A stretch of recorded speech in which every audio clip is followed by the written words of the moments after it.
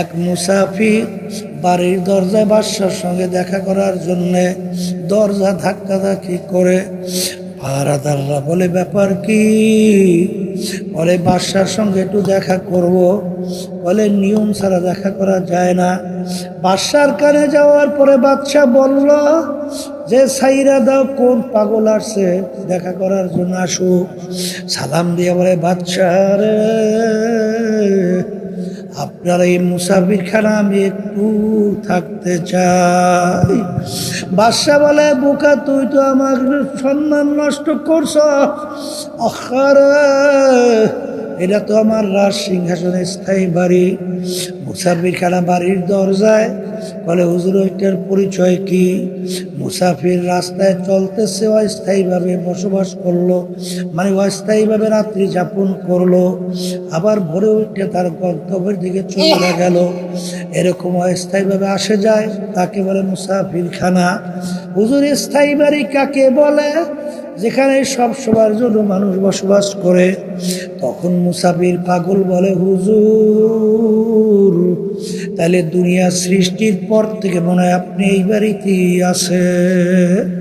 তখন বাদশা বলে, পাগল মুসাফির, না না, আমার আগে ছিল আমার আব্বা। আপনার আব্বা কোথায়? সে তো কবরে। বলে, হুজুর, সে কি আসবে না? বলে, পাগল মুসাফির, একবার মানুষ দুনিয়ার থেকে বিদায় নিয়ে কবরে গেলে আর দ্বিতীয়বার আসে না। হুজুর, আপনার আব্বার আগে দাদা, সে কোথায়? কবরে। সেও আসবে না? না, আসবে না। হুজুর, আপনি মনে হয় চিরজীবন থাকবেন। ওরে পাগল মুসাফির, কুল্লু নাফসিন যায়িকাতুল মাউত, মানুষ মরণশীল। আমি একদিন দুনিয়ার থেকে বিদায় নিয়ে আমি একদিন কবরে যাব। তখন মুসাফির বলে, বাদশা রে, তাহলে আপনিও কি আর আসবেন না? না, আমিও আর কোনোদিন আসবো না। তখন মুসাফির বলে, বাদশা, আরে, তুমি বলছো স্থায়ী বাড়ি, আমাকে বলছো তুমি বোকা। আসলে বড় বোকা তো তুমি বাদশা, কারণ তোমার বাড়ির দরজায় মুসাফিরখানা একবার মানুষ থাকে, চইলা গেলে আবার আইসা থাকতে পারে, কিন্তু তোমার এই মুসাফিরখানা থেকে যদি একবার কেউ বের হইয়া যায় আর কোনো দিন আসে না। মুসাফির হাম এহাসাবা হ্যায়, কবর আখের ঠিকানা, কোই আগে রওয়ানা হ্যায়, কোই পিছে রওয়ানা। বলার সঙ্গে সঙ্গে দাস্তাক মারে বাদশার চিন্তার পরিবর্তন ঘটে গেল। আমি এই বাদশাহী দিয়ে কি করব? এই সম্পদ সম্মান দিয়ে আমি কি করব? এত দেখতে না দেখতে শেষ হইয়া যায়। আল্লাহ রাসূল সাল্লাল্লাহু আলাইহি ওয়াসাল্লাম বলেন, হে আমার উম্মতেরা, দুনিয়া এবং আখিরাতের সম্পর্ক কাজুল্লাতাই, দুই সতীনের মতো। দুই সতীন এক স্বামী যেরকম একসঙ্গে খুশি রাখতে পারে না। একজন খুশি করলে আর একজন বেজার হবেই, হয় না? হয় না? ঠিক তুমি যদি দুনিয়াকে খুশি করো, আখিরাত বেজার হবেই হবে। আর আখিরাতকে যদি খুশি করো, দুনিয়া বেজার হবেই হবে। একসঙ্গে দুটাকে খুশি রাখা যায় না। কিন্তু কবরের যাত্রী মনে রাখো, মাল্লাহুল মাওলা ফালাহুল কুল, যেই বন্দাবন্দি আমার মাওলার রাজি খুশির জন্য রাস্তায় নামবে, দেখা দৃষ্টি মনে হয় বড় বিপদ, আসলে কিন্তু কোনো বিপদ না। অনেক সময় দেখতাম আল্লাহর কুদু ফজলুল করে রহমাতুল্লাহ আলাইহি, অনেক সময় অনেক সিদ্ধান্তের ব্যাপারে আমরাও কিন্তু ভয় পাইতাম, মানুষ কি বলবে, ভবিষ্যৎ কি হবে। কিন্তু আল্লাহর কুদরতকে এক বিন্দু কোনো পেরেশানি আমরা দেখতাম না। কোনো প্রেশারই দেখতাম না। পরবর্তী দেখা গেল আল্লাহর কুতুবের জন্য চলার জন্য আল্লাহ রাব্বুল আলামিন বহুত রাস্তা রহমতের কইলা দিছে। কি বাস্তবতা আছে না নাই? এই জন্য আমার বাজানদেরকে বলবো, পর্দার আড়ালের মাদুরকে বলবো, মাইয়া তাওয়াক্কাল আলাল্লাহি ফাহুয়া হাসবুহু। যদি আমার মালিকের উপরে তাওয়াক্কুল কইরা আমার মালিককে রাজি খুশির উদ্দেশ্যে তুমি যদি চলতে পারো, আমার মালিক তোমাকে দুনিয়াতেও সম্মানিত করবে। কারণ হাদিসের মধ্যে আসছে আল্লাহ রাব্বুল আলামিন বন্দাবান্দি যখন তার হুকুম অনুযায়ী চলে, ওই বন্দাবান্দির প্রতি আমার মালিক খুশি হওয়ার পরে ফেরেশতাদের ভিতরে ঘোষণা করে, এ ফেরেশতারা, আমি ওই বন্দাকে বড় পছন্দ মোহাব্বত করি, আমার পক্ষ থেকে জানাইয়া দাও। ঠিক এইভাবে বাজান দেখছি কিভাবে মানুষের অন্তরের ভিতরে মাওলায় মোহাব্বত ঢুকায়। আর আমাদের এক দায়িত্বশীল বাজান বরিশাল উজিরপুরে বাজান হিন্দু এলাকা, সেখানে আমাদের প্রার্থী হাত পাখা প্রতীকের, সে যখন নির্বাচনের সময় হিন্দুদের কাছে দাওয়াত নিয়ে গেল, এক বয়স্ক হিন্দু তাকে জোরে সাইপে ধইরে বলতেছে, তুমি কেডা? ওই কালো ফজলুল করিমের লোক। আল্লাহু আকবার। তখন ও আশ্চর্য হয়ে গেল, বলে কি, আহারে একজন হিন্দু মানুষ ফজলুল শরীফ সম্পর্কে সে কি বোঝে? তখন সে বলে, ফজলুল করিম সম্পর্কে আমি যা জানি তোমরা অত জানো না। কত বড় ভালো মানুষ। আর কোনো দিন কি জানি মন্তব্যটা পুরো মনে নাই। এক কথায় তোমাদেরকে সমর্থন করুন না, কাদেরকে করব? জোরে বলে কথা ঠিক না ভাই? ঠিক। এইটা কার ভিতর থেকে তৈরি করছেন? কে করছেন? আমি কিছুদিন আগে গেছিলাম জামালপুরে, মনে পড়ে যখন মসজিদে উঠতেছি, হঠাৎ এক হিন্দু এসে আমাকে ধরছে, হুজুর আপনি অমুক না? হ্যাঁ অমুক। হুজুর আমি কিন্তু হাত পাখা প্রতীক, এইটাকে আমি পছন্দ করি। দৌড়েই আসছে, আমি উঠতেছি মসজিদ, এই সময় ধরছে। এই তাকে দাওয়াত দিছে কে? আমরা দিছি? ওই আল্লাহর পক্ষ থেকে এইভাবে অন্তর তৈরি হয়েছে। ঠিক আমার বাজানদেরকে বলবো, যারা নাকি দুনিয়াকে খুশি করার জন্য যারা বিভিন্ন বেলাইনে চলো, হসরাত দুনিয়া ওয়াল আখিরাত, তারা দুনিয়াতেও ক্ষতিগ্রস্ত হবা, আখিরাতেও ক্ষতিগ্রস্ত হইয়া উঠবা। জোরে বলেন কথা ঠিক না ঠিক? এই জন্য আমার বাজানদেরকে বলবো, পর্দালে মা বোনদেরকে বলবো, ভালো করে মনকে বুঝাও, তারপর দুনিয়া থেকে বিদায় নিয়ে কবরে যাও। এখন শয়তান নাফস এবং মানুষ শয়তান, এর থেকে বাঁচার জন্যে আল্লাহ রাব্বুল আলামিন তার রসুলকে পাঠাইছেন, বুইস্তু মুআল্লিমান। আল্লাহ হাবিব বলেন, আমাকে ওস্তাদ হিসাবে আল্লাহ পাঠাইছেন। কিসের ওস্তাদ? কোনটা জান্নাতের রাস্তা, কোনটা জাহান্নামের রাস্তা, আমার মালিকের পরিচয় দেওয়ার জন্য আমাদের কি করণীয়, কি বর্জনীয়, এবং দুনিয়া এবং আখিরাত সম্পর্কে আল্লাহর হাবিব বুঝাবার জন্য, শেখাবার জন্য, এবং মালিকের পরিচয় ঘটাইয়া ঈমান নিয়া কবরে যাওয়ার জন্য ওস্তাদ হিসেবে প্রশিক্ষণের জন্য পাঠাইছে। জোরে বলেন কথা ঠিক না বেঠে? এ কবরের যাত্রীরা, এ পর্দার আড়ালের মা বোনেরা, ভালো করে মনকে বুঝাও, তারপর দুনিয়া থেকে বিদায় নিয়ে কবরে রওনা করো।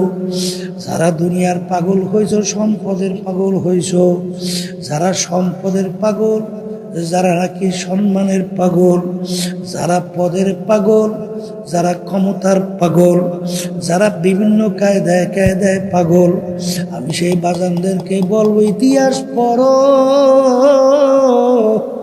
দুনিয়া কিন্তু শান্তির জায়গা না, আর দুনিয়া দারু মেহনে ওয়াল বালা, দুনিয়া বালা মুসিবতের জায়গা, কষ্ট ক্লেশের জায়গা।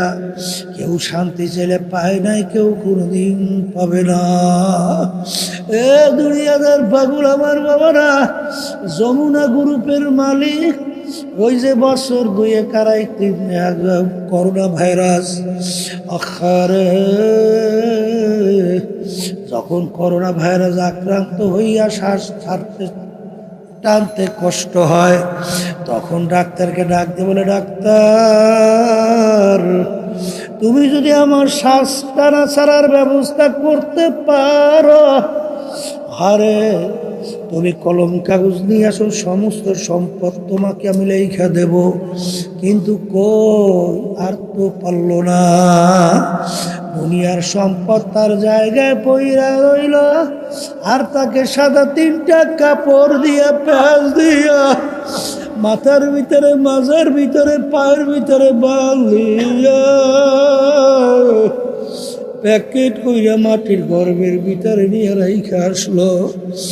এ দুনিয়াদার পাগল, কার জন্য সম্পদ রাইখা যাও? কি হারাম? ঘুষকে ঘুষ মনে করো না, সুদকে সুদ মনে করো না, পরের মাল ঠকাইয়া নিজের সম্পদ বাড়াতে চিন্তাও করো না। কার জন্য এই সম্পদ রাখা? বাজান, কার সম্মান, কিসের পথ? আমার আব্বাজান রহমাতুল্লাহি আলাইহি বলতেন, ডাকাইতের দলের সরদার, ওর কত পাওয়ার, দলীয় লোক কোনো অন্যায় করলে অনেক সময় গুলি করেও মাইরা ফেলায়, কিন্তু আর মাতুব্বারি সরদারি সম্মান কতক্ষণ? পুলিশের হাতে অ্যারেস্ট হওয়ার আগ পর্যন্ত। যখন পুলিশের হাতে অ্যারেস্ট হইয়া যায়, ওকে যখন ফালাইয়া বুট দিয়া লাইতে, যখন পাড়ায় হাড্ডিগুনি ভাইয়া ফালায়, ওই যাইবে আর সারগিরি, কোথায় যাইবে বাবুগিরি? ঠিক আছে দুনিয়াদার পাগল, হে ক্ষমতা সম্পন্ন আমার বাবারা, হে পর্দার আড়ালের মা বোনেরা, আজকে দুনিয়ার সম্পদের গরমে, ক্ষমতার গরমে, বিভিন্ন কায়দায় সম্মানের গরমে, বংশের গরমে, আর শিক্ষার গরমে ধরাকে সরাগান মনে করো না। এই ক্ষমতার সম্মান কতদিন? মাতুব্বারি সরদারি কয়দিন? আজরাইল আলাইহিস সালাতু ওয়াস সালামের হাতে অ্যারেস্ট হওয়ার আগ পর্যন্ত চলবে। কিন্তু যেদিন আজরাইল তোমার বাড়ির দরজায় যখন সিটি বাজাইয়া বলবে, এখন দুনিয়ার হালাত তাকাইয়া দেখো, কত ইনজেকশন শরীরে তোমার পুশ করে, কত স্লাইন পুশ করে, কত ঔষধ প্রয়োগ করে, কই তোমাকে তো আর রাখতে পারে না। অ্যারেস্ট তো হইয়া গেল আজরাইলের হাতে, এখন তোমার কি হালাত, কি অবস্থা? এই চিন্তা করলে আরে বলকের বাদশা ইব্রাহিম বিন আদহাম রহমাতুল্লাহ আলাইহি, বলকের বাদশা আগের যুগের বাদশার বড় দাম, বড় অবস্থান ছিল। বাজান, এক মুসাফির বাড়ির দরজায় বাদশার সঙ্গে দেখা করার জন্যে দরজা ধাক্কাধাক্কি করে। পাহারাদাররা বলে, ব্যাপার কি? বলে, বাদশার সঙ্গে একটু দেখা করব। বলে, নিয়ম ছাড়া দেখা করা যায় না।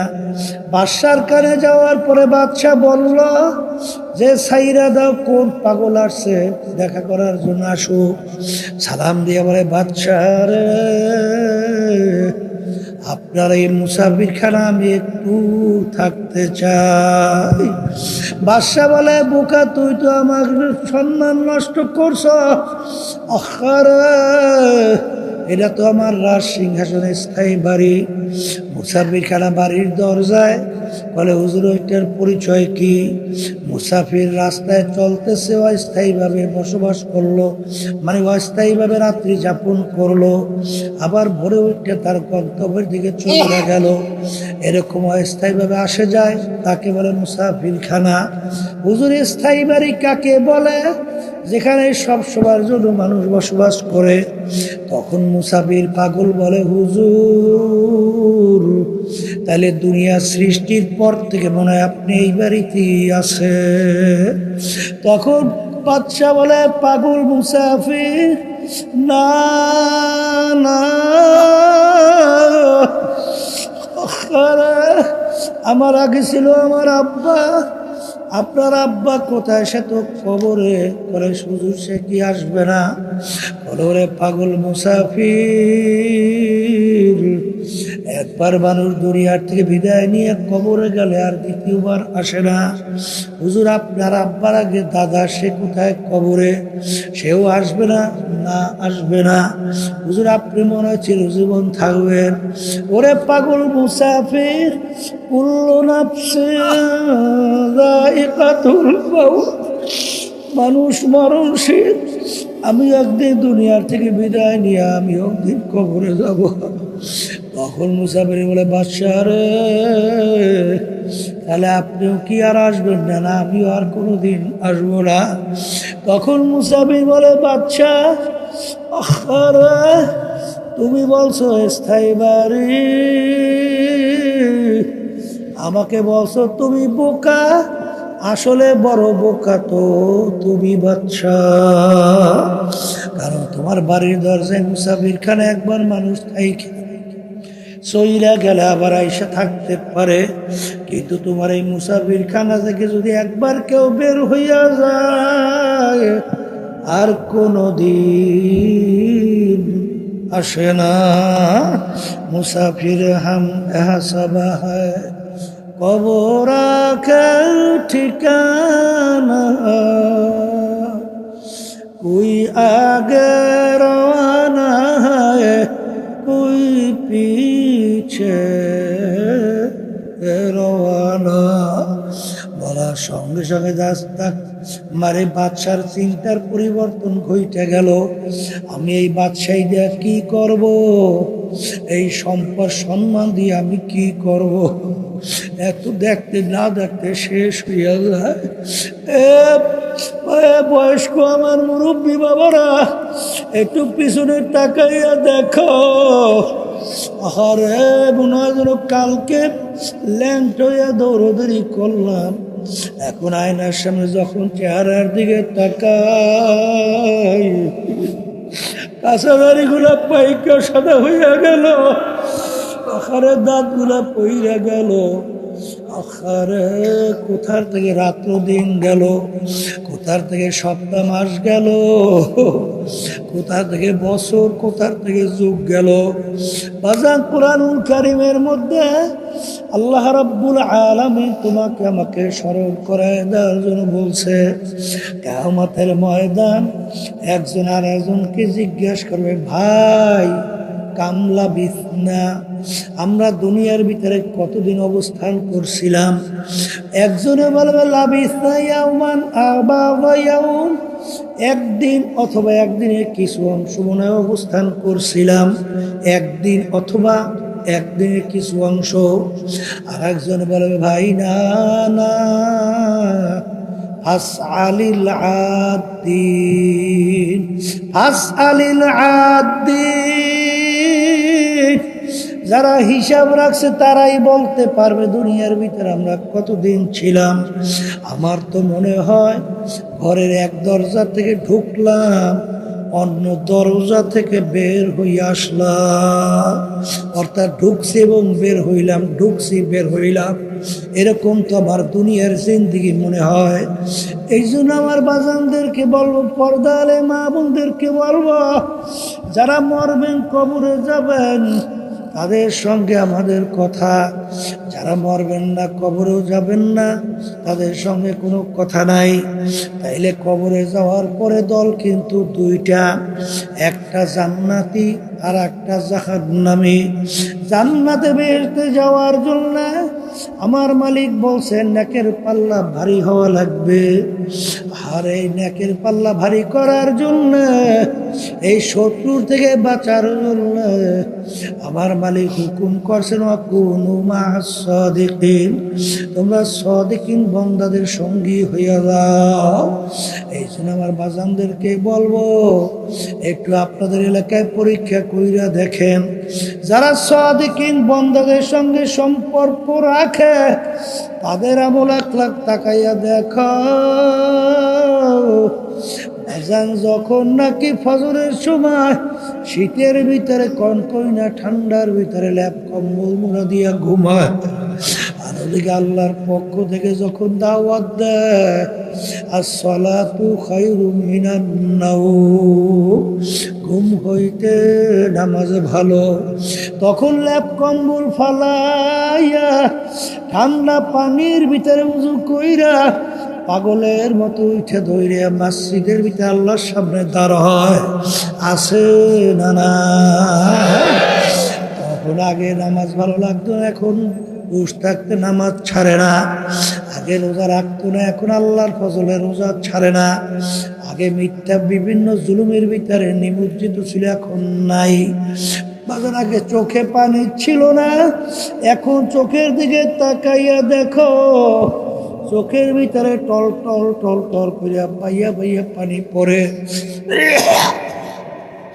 আর আফসোস করে আর বলে, মালিক তুমি যদি মাফ না করো কোনো উপায় নাই।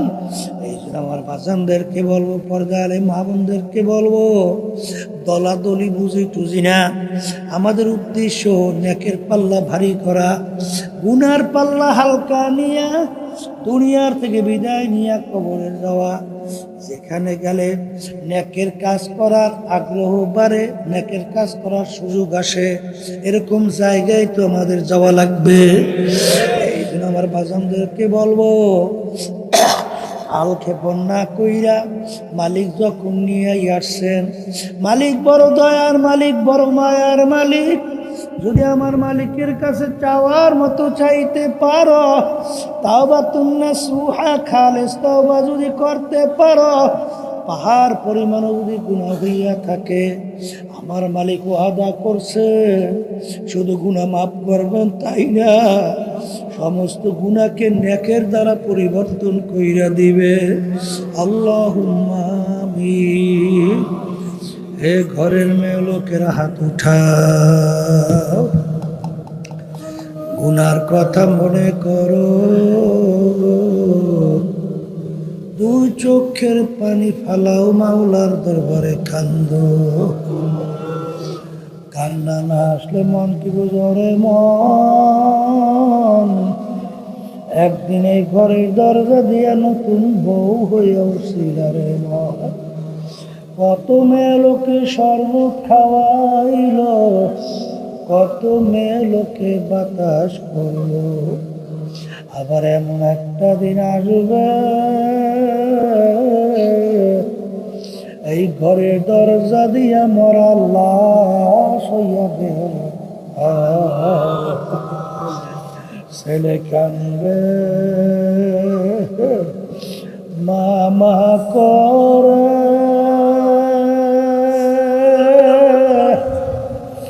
বেকালবে মামা করে, জবাব তো আর দিবা। আল্লাহ আপনি কি মাঠের দিকে চাইয়া দেখে আপনার বান্দারা কিভাবে কান্দে। মালিক আমাদের ছেলেও মরে নাই, মেয়েও মরে নাই, গুনাহ করে বসছি রে, মাফ করে দেন গো মাওলা, মাফ করে দেন। আল্লাহর বান্দারা জোর করিয়া কান্দে, সন্তান মারা গেলে চোখে পানি আসে, সম্পদ নষ্ট হয়ে গেলে চোখের ভিতরে পানি আসে। তোমার আমার গুনার কারণে জাহান্নামের আগুন জ্বলছে, চোখের পানি ছাড়া জাহান্নামের আগুন ঠান্ডা হবে। আল্লাহ যাদের উসিলে মাহফিল হইল, যারা মাহফিলের জন্য চেষ্টা খাটনি সাহায্য করলো, আমরা যারা মাহফিলে উপস্থিত হয়ে গেলাম, আমাদের সবার উপরে খাস মেহেরবানি নাজিল করেন আল্লাহ। এ আল্লাহ আমাদের আম্মা আব্বা দাদা দাদু নানা নানু আত্মীয় স্বজন ওই অন্ধকার কবরে যারা শুয়ে রয়েছে সবার কবরকে বেহেশতের বাগান বানায় বানান।